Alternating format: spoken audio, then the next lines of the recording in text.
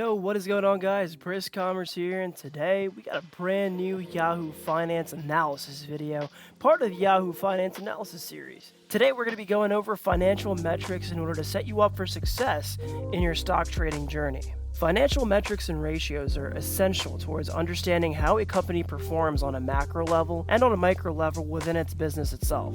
Keeping up to date with how the company is doing will definitely put you in a better position to understand how the company is performing on the balance sheet, the income statement, and other financial metrics. So the first thing you're going to want to do is go over to the quote lookup and find the equity that you're trying to research. So for our purposes, we're going to go look at Apple. Once you have this page pulled up, the tab that we're going to be in the most is the Statistics tab. You're going to want to go and navigate your mouse over to the Statistics tab, click on it, and let all the data load. Once the screen loads, there are a couple of key financial metrics that I'm going to want you guys to keep in mind. Now, there are several very good ratios you guys can use towards understanding how an equity is performing, but these key financial ratios that I'm about to show you are the cream of the crop. So let me go ahead and pull up this Excel sheet that I've created. These are some of the key financial metrics that I use while conducting my stock analysis. What I use is market capitalization, market cap, the earnings per share, the price to earnings ratio, the return on assets, return on equity, total debt to assets ratio, total debt to equity ratio, and the quick and current ratio. These formulas all put together will help you assess a company's position from top to bottom. Now let's take a deep dive into the first financial metric, market capitalization. What is market cap? Market cap essentially extrapolates the market value of a firm. The way that you calculate this financial metric is by multiplying the shares outstanding by the market value per share. So for example, let's go over to Apple. If you scroll down on your screen, you can see how many shares are outstanding. Now, this is 16.69 billion. Let's pull up a calculator. Now, according to this formula, the amount of shares outstanding multiplied by the current price will give you your market capitalization of your intraday at 2.34 billion. So let's test that theory. 16.69 multiplied by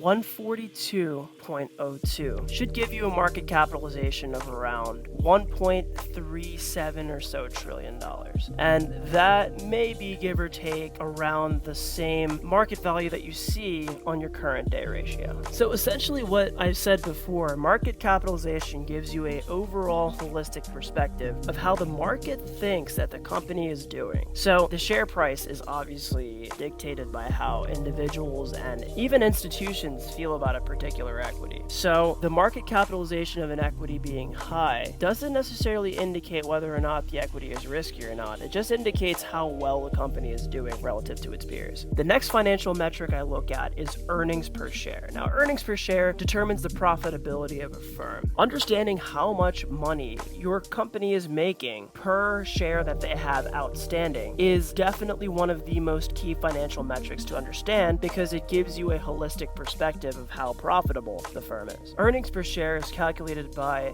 subtracting preferred dividends from your net income, taking that quantity divided by your end of period common shares outstanding. That gives you your earnings per share. Earnings being your net income, per share being your common shares outstanding. The next formula that I really like to look at is the price to earnings ratio, which is otherwise known as the PE ratio. The PE ratio essentially gives the relative valuation of a firm by calculating the market value per share divided by the earnings per share. Now, if you can remember, the earnings per share is just something that we calculated. So just going in sequential order here, once you have your earnings per share calculated, you can very easily determine your price to earnings ratio. Your price to earnings ratio is listed over here on Yahoo Finance as well. You have your trailing PE and your forward PE. The next financial metric I use is return on assets. Now, return on assets indicates the asset efficiency of a firm and how much net income is this company making compared to the amount of assets that it has. So as I just mentioned, the formula suggests the same. What is the net income divided by your total assets? And that gives you your ROA.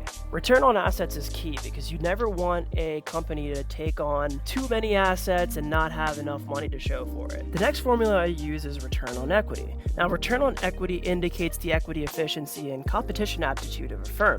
It gives you a broad, holistic perspective of how a company is performing compared to its peers. So the formula is is what it suggests: the net income divided by the average shareholder's equity. You can find both of these values in your income statement and balance sheet respectively. Once you calculate your return on equity, you can compare that ratio that you just found for your company and compare it to different companies in the space. The next formula I use is the total debt to assets ratio. The DA ratio is what it suggests: the total liabilities divided by the total assets of a company, and it essentially evaluates a firm's aptitude to pay back its debts. In an ideal sense, a debt to assets ratio of 1 or lower means that the company has more assets than it has liabilities, thus indicating the fact that it's very profitable, or at least potentially profitable. However, having a very, very high debt to assets ratio indicates that the firm takes on more liabilities than it necessarily has to, which may indicate that the firm is very risky with its investments. The debt to equity ratio kind of gives you a same holistic perspective. It's your total liabilities divided by your total shareholders' equity, and it essentially assesses the financial risk of a firm as well. And both of these ratios combined gives you a nice sense of how the company is towards its assets, how a company handles its debt, and how much risk a company financially assumes. Last but not least, the two ratios that I have listed over here, the current and the quick ratio, are all essentially your assets divided by your liabilities. The only caveat here is the fact that it's current assets divided by current liabilities, thus giving you a very accurate sense of how the company is doing right now compared to its competitors. The quick ratio subtracts the inventory from your current assets because your inventory can be calculated in your current ratio, but less all of the depreciable assets that you have on hand. That is your quick ratio. This is how a company uses cash or equivalents to resolve debt, being the quick ratio, and the current ratio is how a company uses its current assets, including inventory, to resolve debt. Let's take a look at Yahoo Finance and try to find all the ratios that we've calculated over here. You can see your market cap, you can see your trailing price to equities ratio, you can see your forward PE ratio. You can also go over here and see your return on assets. Now, they've decided to provide this value in a decimal form.